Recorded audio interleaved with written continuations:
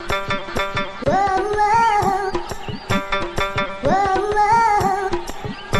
अपने परिवार का पेट पाल रहे थे।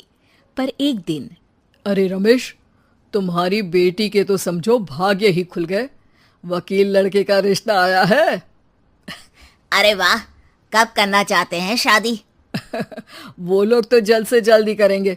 बाकी शाम को मैंने रेखा को देखने के लिए बुला लिया है। तेरा घर छोटा है तो तुम लोग मेरे घर ही आ जाना। राकेश और उसकी बीवी सारी तैयारी के साथ रोहित और रेखा की शादी कर देते हैं। लेकिन अगले ही दिन, देखो रेखा, शादी भले ही हो गई है, लेकिन तुम ये मत सोचना कि मैं किसी जोरू के गुलाम टाइप रहूंगा। रेखा को रोहित की बात अजीब लगती है। मैं ये तो सोच भी नहीं सकती और ना ही चाहती हूँ, लेकिन शादी के अगले ही दिन इस तरह की बात की उम्मीद भी नहीं थी। रोहित रेखा के मुंह से ये बात सुनकर गुस्सा हो जाता है। अरे, काफी जबान भी चला लेती हो। माँ ने सिखाया नहीं कि पति से कैसे बात करते हैं? रेखा अब चुप रहने में ही भलाई समझती है। रेखा, जल्दी से नाश्ता तैयार कर लो। आज पहला दिन है, सारे काम तुम्हें समझा दूंगी। ये नौकरानी है जो तुम्हें बता देगी कि कैसे कैसे क्या करना है। फिर इसकी कल से छुट्टी है। रेखा भी ससुराल में जी जान लगाकर काम करने लगती है। खाली समय मिलता तो पति के वकालत की किताब उठाकर पढ़ने लगती। ये क्या, जब देखो तब पढ़ती रहती है। अच्छा सुन, कल पिता के घर से 20,000 रुपये लेकर आना। मेरे छोटे बेटे की फीस भरनी है। लेकिन पापा क्यों भरेंगे उसकी फीस? अरे वाह जी वाह, पापा क्यों भरेंगे?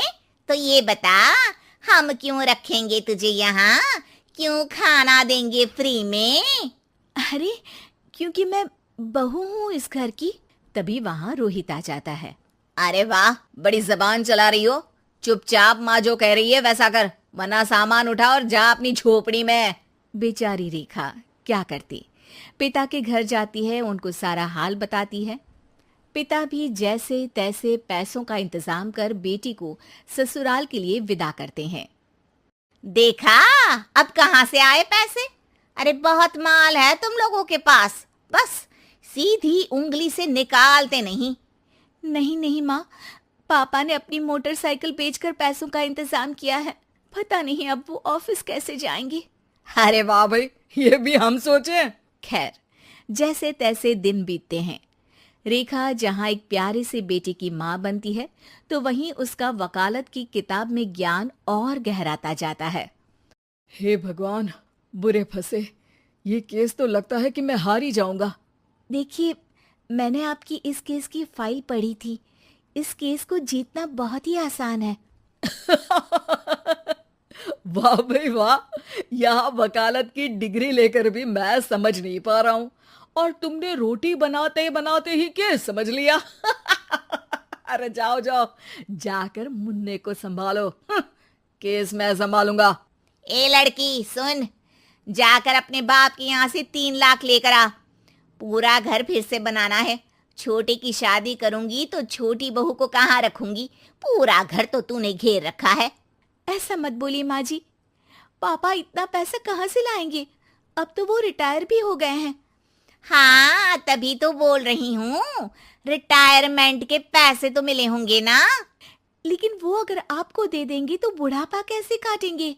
रोहित रेखा की बात सुनकर गुस्सा हो जाता है। ए सुन, चल अपना सामान उठा, अपना बच्चा उठा और निकल यहाँ से। रेखा के लाख आग्रह के बाद भी रोहित और उसकी सास उसे घर में नहीं रखते। पापा, मैं तलाक चाहती हूँ। बेटा, मेरे पास वकील के पैसे नहीं है।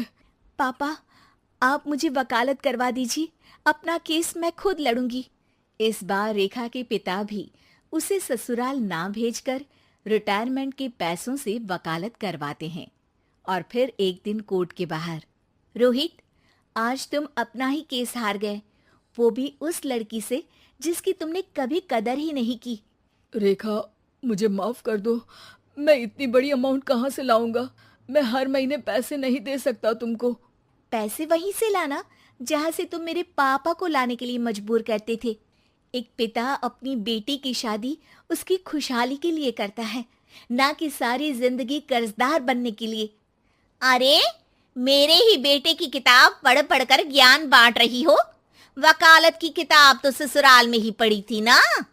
बिल्कुल, यहाँ मेरी गलती रही।